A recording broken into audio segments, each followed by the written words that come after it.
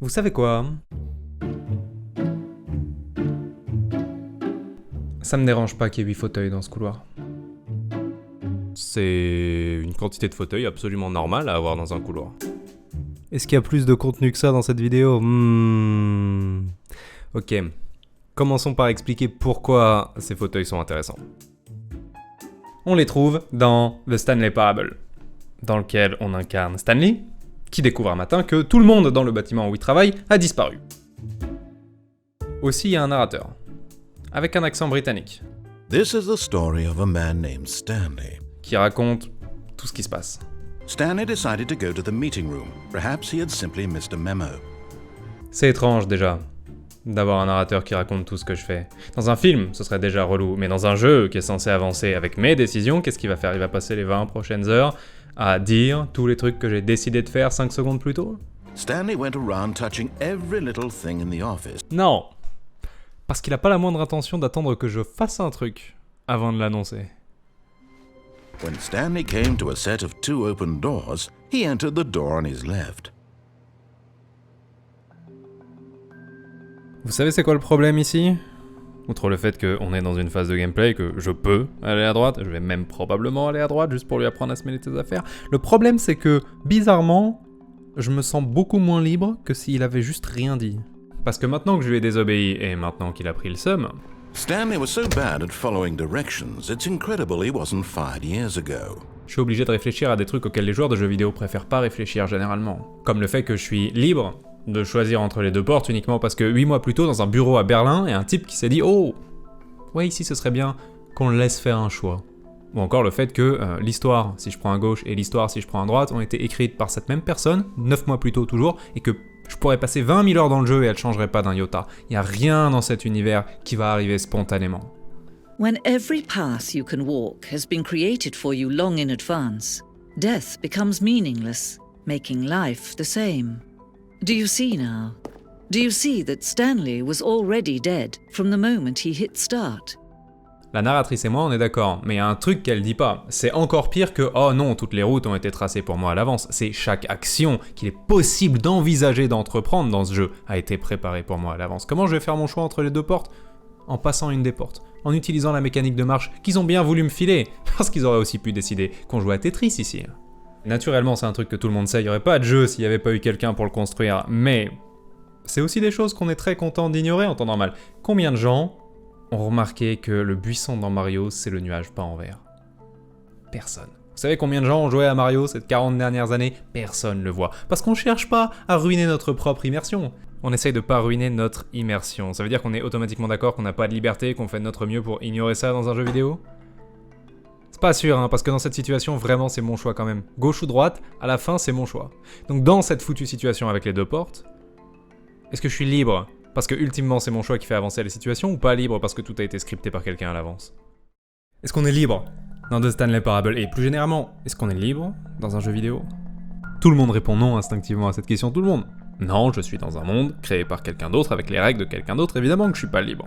Mais en vrai de vrai, quand je vais prendre cette foutue porte de droite, ce sera pas parce qu'on m'aura mis un flingue sur la tempe, ce sera exclusivement pour casser les pieds du narrateur. C'est bien une expression de liberté, ça.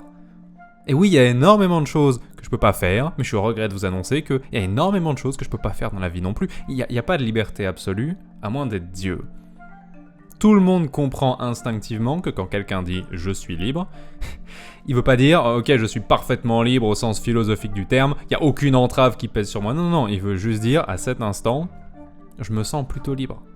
Donc, quand j'ouvre la carte d'un monde que j'ai jamais visité avant, que je vois les 12 000 activités à faire à gauche et à droite et que je ressens ce frisson de ce qui va se passer dans les prochaines heures dépend de moi, quelle est la différence? Honnêtement, quelle est la différence entre quelqu'un qui joue à un jeu vidéo et quelqu'un qui ignore tous les trucs qu'il contrôle pas dans la vie pour dire « oh, je me sens libre ». La différence, il pourrait bien que ce soit cette porte. Vous voyez cette porte qui existe dans des centaines de jeux et qu'on peut pas ouvrir, et c'est pas parce qu'on n'a pas trouvé comment, c'est parce que c'est pas possible, c'est juste pas prévu. Cette porte, elle n'existerait pas dans la vraie vie. Y a pas de truc qu'on peut pas faire parce que, désolé, l'univers a juste pas prévu ça. Ou en tout cas, on peut pas le prouver. Et c'est peut-être ça, le vrai libre arbitre de la vraie vie qui n'existe pas dans les jeux vidéo, le fait qu'on soit dans un monde où tout est faisable à condition de trouver comment.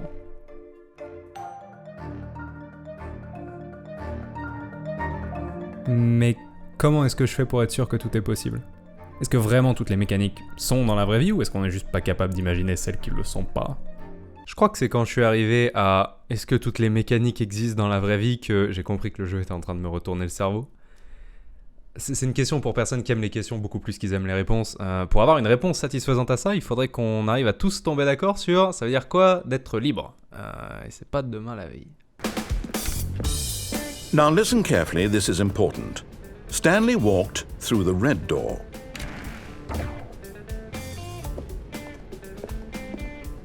Aha, perhaps you misunderstood.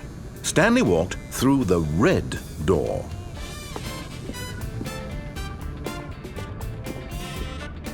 I still don't think we're communicating properly. Stanley walked through the red door.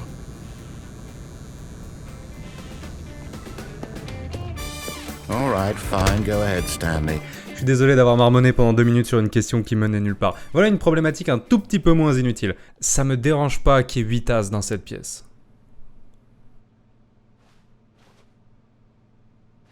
Je sais.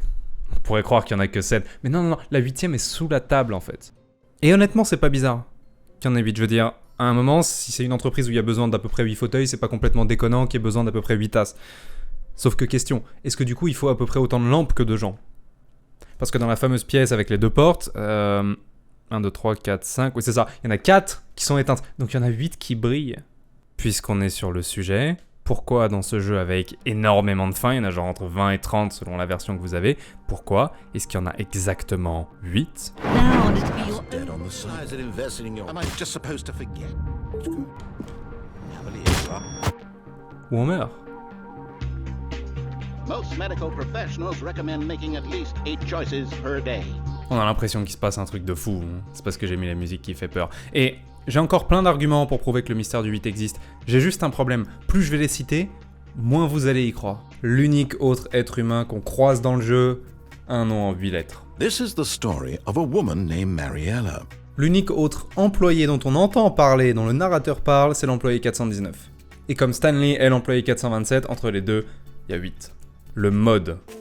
When Stanley came to a set of 2 open doors, he entered the door on his left. Créé il y a plus de 10 ans, qui va devenir de Stanley Parable par la suite, et qui est toujours en libre téléchargement sur son site, d'ailleurs le site d'origine, a une description en exactement 8 phrases.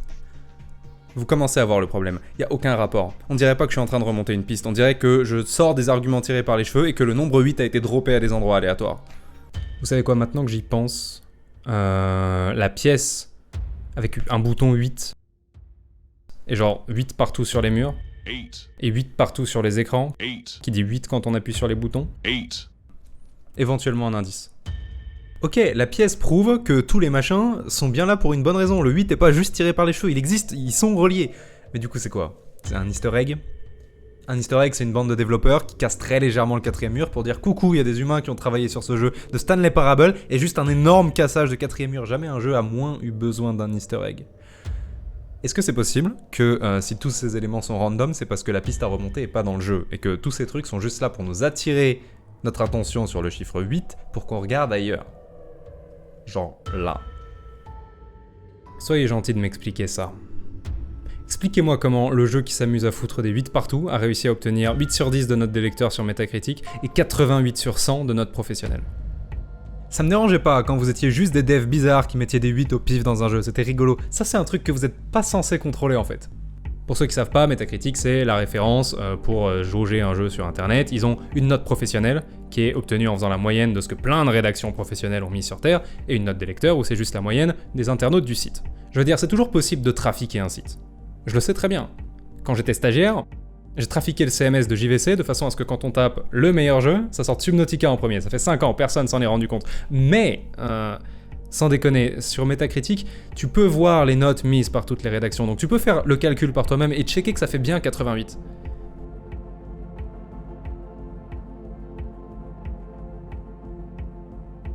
J'ai checké toutes les notes. Personne s'est amusé à mettre 8 parce que c'était un mème. À une exception, c'est IGN. Ils ont mis 8.8 parce que ça les faisait marrer. Mais ils sont une note sur 47 pour la note professionnelle et personne ne le fait dans la note des utilisateurs. Donc je suis censé croire que c'est arrivé par chance. Vous savez c'est quoi les probabilité de ça? Est-il possible qu'un jeu qui est devenu une sorte de classique ces 10 dernières années en parlant du pouvoir du développeur sur le joueur, de libre arbitre, du fracassage de quatrième mur, ait réussi le plus grand cassage de quatrième mur jamais vu en contrôlant le truc que tous les devs rêvent de contrôler mais peuvent pas. La réception du public.